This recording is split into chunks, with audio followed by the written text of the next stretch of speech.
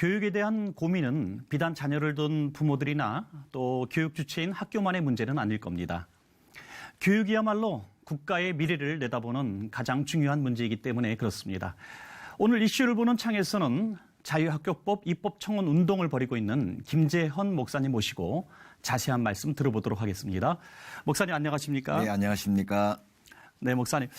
가정의 미래를 생각해도 또 국가의 미래를 생각해도 교육 문제만큼 심각하고 또 중요한 문제가 없다고 그렇게 봅니다. 그래서 목사님께서 자유학교법 입법청원을 지금 하시고 계시는 거로 알고 있습니다. 먼저 자유학교법이 무엇인지 좀 간략하게 설명해 주십시오.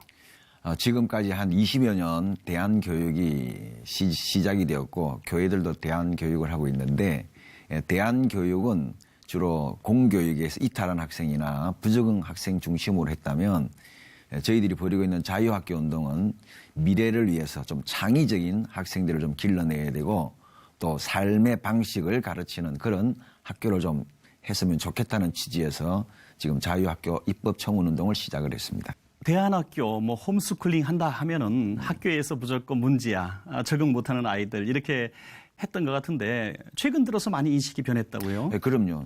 미국 같은 경우도 204만 명 정도가 대안에서 또는 홈스쿨링을 받고 있습니다. 약 5% 정도에 되는 인원들인데요. 우리나라 같은 경우는 조사를 해보니까 0.5%밖에 되지를 않습니다. 네. 하지만 저 같은 경우도 자녀들을 홈스쿨링을 통해서 잘 키웠기 때문에 얼마든지 홈스쿨링이나 이런 대안 교육을 통해서도 우리 자녀들을 잘 키울 수 있다고 저는 확신을 합니다. 이렇게 실제적인 교육 환경은 급변하는 것 같은데 교육 주체인 국가는 따라오지 못하는 거 있다 이렇게 보시는 것 같습니다. 그래서 이번에 자유학교법 입법청원을 하시게 되었는데요. 자유학교법에 입법청원 하시게 된 그 내용을 좀 설명해 주십시오. 이런 말이 있습니다. 현재 전 세계적으로 공통적인 문제가 뭐냐면 지금 학교라는 제도를 이렇게 표현을 해요. 19세기 교실에서 네. 20세기 선생님들이 21세기에 살아갈 아이들을 가르치고 있다. 네네. 다시 말해서 이 공교육이라는 제도가 생긴 것은 길어야 200년입니다. 그러니까 200년 전에 이렇게 갑자기 산업사회가 되면서 늘어나는 아동들을 대량으로 교육하기 위해서 생긴 게 공교육인데 그러면 이 공교육이라는 제도가 생기기 전에 인류 사회에 교육이 없었느냐? 아니거든요. 가장 많은 천재가 발생했던 16세기는 거의가 사사 또는 도제 형식으로 수많은 인재들을 길러내었고 그래서 르네상스라는 인문학적인 꽃을 피웠던 시대가 있었지 않습니까? 네.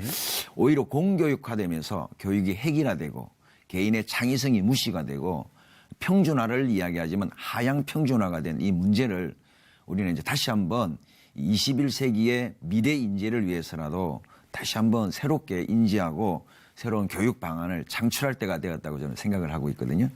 그렇다면은 이 자유학교법 입법청원의 그 내용대로 전부 수용이 되어진다면 어떤 결과가 나올 것 같습니까? 일단 이 운동을 한 첫 번째 이유는 교회 때문입니다. 네. 우리 교회가 현재 통계 조사를 해보면 주일학교 출석률이 전체 인구의 5%밖에 안 됩니다.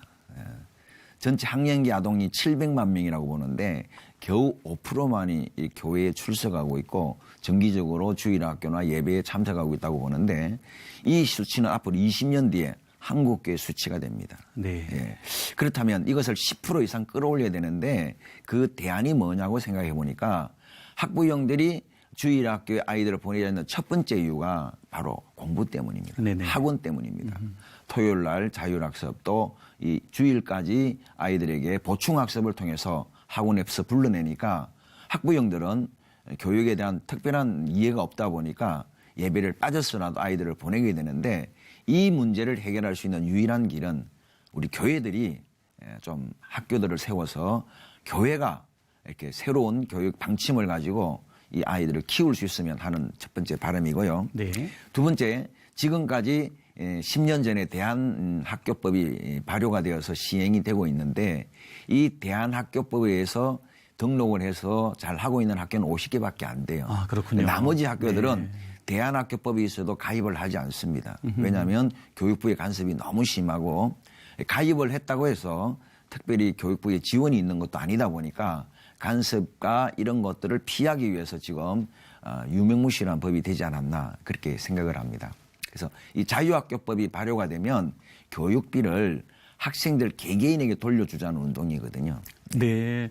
만약에 자유학교법이 이제 수용이 되어지면 우리 대안학교에 다니는 학생들도 국가 보조를 받을 수 있다는 그런 그렇죠. 말씀입니까? 네네. 얼마 전에 간대학교가 감사를 받았습니다.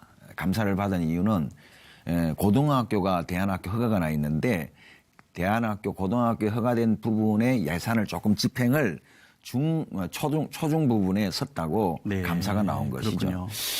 이것은 이제 교육부가 조금이라도 예산 지원을 하게 되면 감사를 하게 되다 보니까 그 교육 자체가 가지고 있는 고유한 영역들을 자꾸 빼앗기게 되는 것이죠. 네네. 그렇다면 어떻게 하면 되느냐?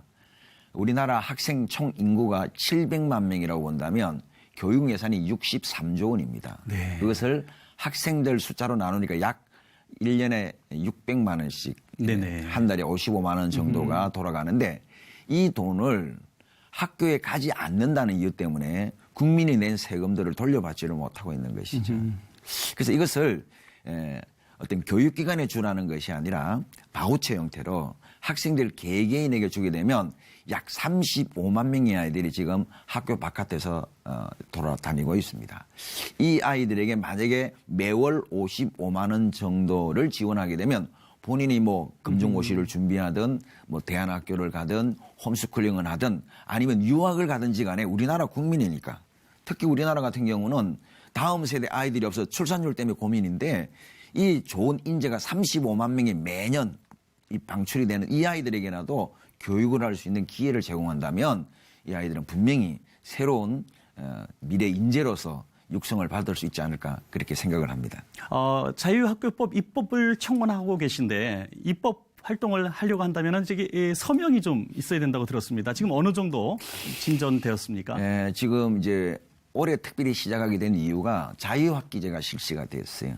자유학기제는 지난 4년간 41개 학교에서 이렇게 시범적으로 도농, 도시, 농어촌을 위시해서 41개 학교를 샘플로 해봤더니 한 학기를 중학교 2학년 때 쉬었던 학교와 그렇지 않은 수많은 학교들을 비교를 해봤더니 점수가 6점이 차이가 나는 거예요. 네. 공부를 안 시켰는데 그 미래에 대한 진로의 고민만 시켰는데도 아이들이 6점이 올라갔다는 얘기죠.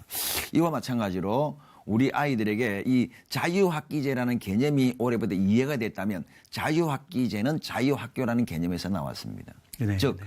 공부를 가르치는 학교가 아니라 삶을 이해시키고 삶의 방식을 이해시키면 아이들은 공부를 스스로 한다는 거죠. 흔히 말하는 두뇌 엔진이 움직이도록 만들어야 되는데 그것은 본인이 해야 되는 것인데 지금 다들 부모들이 하고 있다는 것이죠. 네네. 한국교회 지금 화두가 다음 세대 아니겠습니까? 네네네. 다음 세대가 없는 한국교회 미래가 역시 없을 텐데요.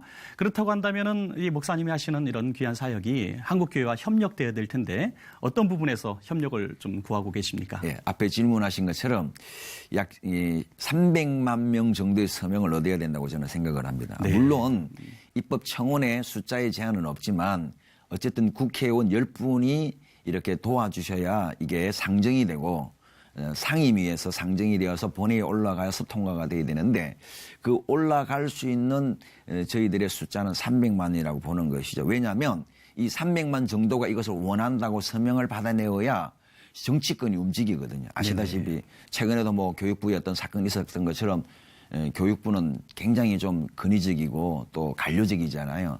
이런 조직들과 또 국회의원들의 마음까지 움직이려면 저희들은 300만 명 정도는 서명을 받아야 되지 않을까 싶은데 지금 현재 13,000명 정도 받았습니다. 그렇군요. 그리고 연말까지 10만 명을 예상하고 있고요. 10만 명을 받게 되면 제가 이제 교단장 어른들을 좀 찾아뵙고 교단 차원에서 이걸 좀 이슈화해달라고 부탁할 그런 생각을 갖고 있습니다. 네. 지금 말씀을 나누다 보니 정말 우리 목사님 하시는 일들이 정말 개개인이나 또 어느 특별한 단체가 하는 것이 아니라 한국 교육의 정말 미래를 이렇게 염려하시는 그런 느낌을 받았습니다. 그리고 또 한국 교회의 미래에도 굉장히 영향력이 있다고 봅니다. 부디 하시는 모든 사역이 정말 좋은 성과가 있기를 기도해 보겠습니다. 정말 감사합니다. 네, 감사합니다.